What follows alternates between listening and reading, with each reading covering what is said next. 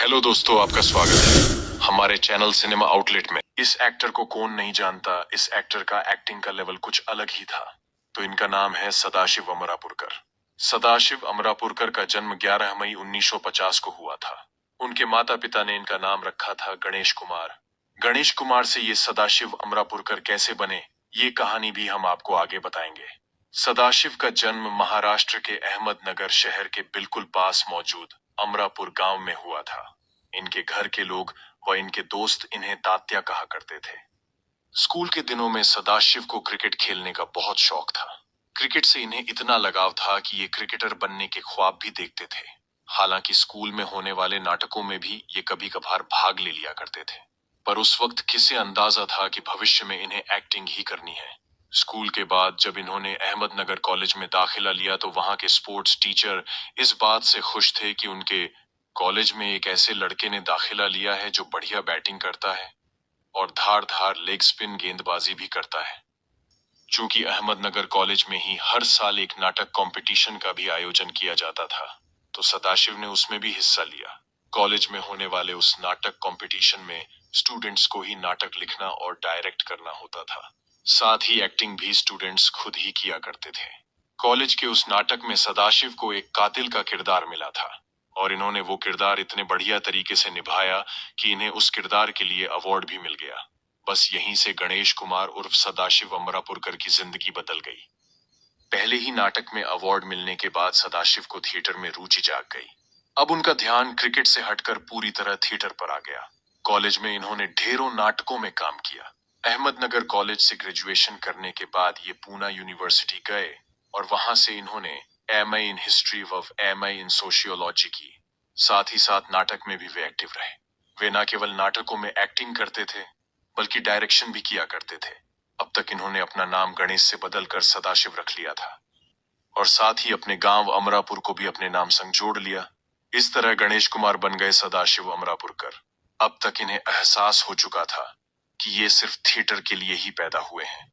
हालांकि इनके घर वाले और खास तौर पर इनके पिता थिएटर को लेकर इनके जुनून से बेहद परेशान थे और उनकी शादी 12 जून 1973 में सुनंदा कमराकर से करवा दी गई। समय बिता और बच्चे भी हो चुके थे। उसी कारण उनके पिता को फिक्र थी कि उनका बेटा शादीशुदा है और पिता भी बन चुका है, लेकिन उसे काम धंधे की कोई फिक्र नहीं है। इनके पिता ने इन्हें खूब समझाया, डांटा भी। एक दिन तो इन्हें कमरे में बंद तक कर दिया, लेकिन इन्होंने अपने पिता से कह दिया कि थिएटर इनकी सांस है और ये थिएटर के अलावा कुछ और करने की सोच भी नहीं सकते। किसी के रोकने से ये नहीं रुके। इनकी जिद के सामने पिता को हार माननी ही पड़ी। इन्हें नाटक करने की छूट दे दी गई। चूंकि इनकी पत्नी एलआईसी में नौकरी करती थी तो घर चलाने की टेंशन इन्हें थी ही नहीं। धीरे धीरे महाराष्ट्र में थिएटर जगत में इनका नाम होने लगा। इन्होंने महाराष्ट्र थिएटर प्रतियोगिता में भी कई अवार्ड जीते। ख्याति मिली तो इनके पास प्रोफेशनल थिएटर के ऑफर्स भी आने लगे। इस तरह प्रोफेशनल थिएटर का हिस्सा बनने के लिए सदाशिव मुंबई आ गए। प्रोफेशनल थिएटर से होने वाली कमाई से मुंबई में ये आराम से अपना खर्च उठाने लगे। मुंबई में ये महान नाटककार विजय तेंदुलकर के नाटक कन्यादान में ये काम कर रहे थे। अपनी एक्टिंग स्किल्स से ये विजय तेंदुलकर का दिल कब का जीत चुके थे। एक दिन विजय तेंदुलकर ने इनसे कहा कि मैंने अर्ध सत्य नाम से एक फिल्म की स्क्रिप्ट लिखी है, उसमें एक किरदार है जिसे मैं आपसे कराना चाहता हूँ। सदाशिव ने उनसे कहा कि आपको मैं कैसे मना कर सकता हूँ। इस तरह साल 1983 में सदाशिव अमरापुरकर ने फिल्म अर्ध सत्य से अपने फिल्मी करियर का आगाज कर लिया। अर्ध सत्य में इनके किरदार का नाम रामा शेट्टी था। रामा शेट्टी का वो छोटा सा किरदार बहुत ज्यादा लोकप्रिय हुआ। पहले ही फिल्मी किरदार के लिए सदाशिव अमरापुरकर को सर्वश्रेष्ठ सहायक अभिनेता के खिताब से नवाजा गया। इस फिल्म के बाद सदाशिव के पास ऑफर्स की झड़ी लग गई। फिर इन्होंने कभी पीछे मुड़कर नहीं देखा। फिल्मों के साथ साथ सदाशिव ने टीवी पर भी कुछ बेहद दमदार किरदार किए। 80 के दशक में दूरदर्शन पर प्रसारित हुए शो राज से स्वराज तक में इन्होंने लोकमान्य तिलक का किरदार निभाया था, जबकि पंडित जवाहरलाल नेहरू की किताब डिस्कवरी ऑफ इंडिया पर बनाई गई श्याम बेनेगल की सीरीज भारत एक खोज में इन्होंने महात्मा फूले का किरदार निभाया था। बात अगर फिल्मों की करें तो सदाशिव अमरापुरकर ने 3 शो से भी ज्यादा छोटी और बड़ी हिंदी, मराठी वन्य भारतीय भाषाओं की फिल्मों में काम किया था। इनके निभाए कई किरदार बेहद चर्चित हुए। मगर साल 1991 में रिलीज हुई महेश भट्ट की सड़क में इनका निभाया महारानी का किरदार कभी नहीं भुलाया जा सकेगा। सदाशिव अमरापुकर ने महारानी का ये किरदार इतने सशक्त अंदाज में निभाया था कि फिल्म फेयर ने भी इस फिल्म के बाद अपनी अवार्ड कैटेगरी में best actor in a villainous role को भी शुमार किया। और ये पहला अवार्ड भी सदाशिव अमरापुकर को महारानी फिल्म के लिए दिया गया।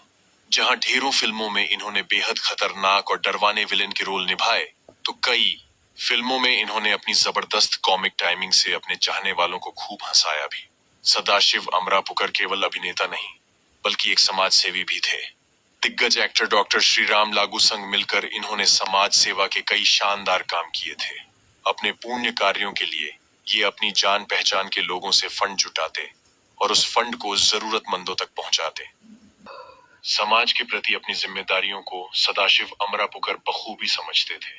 लेकिन एक दफा इसी समाज के कुछ लोगों ने उनके साथ एक ऐसा शर्मसार करने वाला बर्ताव किया जिसे जानकर हर कोई दुखी हो गया। साल 2013 के दौरान जब महाराष्ट्र के कई इलाके भयंकर सूखे की चपेट में थे और हर कोई बेहद परेशान था, तो स्थानीय प्रशासन और पुलिस लोगों से अपील कर रही थी कि पानी की बर्बादी ना करें और पानी बचाकर इस्तेमाल करें। इसी दौरान होली के मौके पर सदाशिव अमरापुकर जी के पास वाली सोसाइटी में कुछ नौजवान लड़के लड़कियां पानी की बर्बादी करने में मशगूल थे। उन लोगों को जब पूरा दिन पानी बर्बाद करते हुए हो गया, तो सदाशिव जी से ना रहा गया। वो शाम के वक्त उन्हें समझाने और पानी की कीमत बताने के लिए चले गए। लेकिन नशे में धुत कुछ लड़कों ने इनके साथ अभद्रता करनी शुरू कर दी, यहाँ तक कि इन पर हाथ भी उठा दिया। हालांकि बाद में पुलिस ने आकर बीच बचाव करा दिया था। करियर के आखिरी दिनों में सदाशिव अमरापुकर की तबीयत खराब रहने लगी थी, इसलिए धीरे धीरे इन्होंने खुद को फिल्मों से दूर कर लिया। पर चूंकि थिएटर से इन्हें बेइंतहा मोहब्बत थी, तो इन्होंने थिएटर करना नहीं छोड़ा। अपने फिल्मी करियर के पीक पर रहने के दौरान भी ये बराबर थिएटर करते रहते थे। सदाशिव अमरापुकर की आखिरी फिल्म थी 2013 में आई बॉम्बे टॉकीज। इस फिल्म में ये एक कैमियो में नजर आए थे। सदाशिव अमरापुकर के बच्चों की बात करें तो इनकी एक बेटी है जिनका नाम है रीमा अमरापुकर। रीमा अमरापुकर डायरेक्शन के फील्ड में एक्टिव है। 3 नवंबर 2014 में फेफड़ों के कैंसर के चलते कोकिलाबेन धीरूभाई अंबानी हॉस्पिटल में सदाशिव अमरापुकर की मौत हो गई थी। और जैसा कि सदाशिव अमरापुकर चाहते थे, उनका अंतिम संस्कार उनकी जन्मभूमि अहमदनगर में किया गया। आखिरी समय में बॉलीवुड ने सदाशिव को भुला दिया। फिल्म इंडस्ट्री के लगभग हर बड़े स्टार के साथ सिल्वर स्क्रीन शेयर कर चुके सदाशिव अमरापुकर की अंतिम यात्रा में बॉलीवुड से सिर्फ अभिनेता रजा मुराद और डायरेक्टर गोविंद निहलानी ही शामिल हुए थे। इससे आप अंदाजा लगा सकते हैं कि बॉलीवुड भी केवल चढ़ते सूरज को ही सलाम करने में विश्वास रखता है। कोई अभिनेता कितना टैलेंटेड है, ये बात यहाँ मायने नहीं रखती, लेकिन सदाशिव जी के फैंस उन्हें कभी नहीं भूलेंगे। हमेशा इनका नाम सम्मान से लेंगे और फिल्म इंडस्ट्री के किए इनके योगदान के लिए इन्हें सैल्यूट है।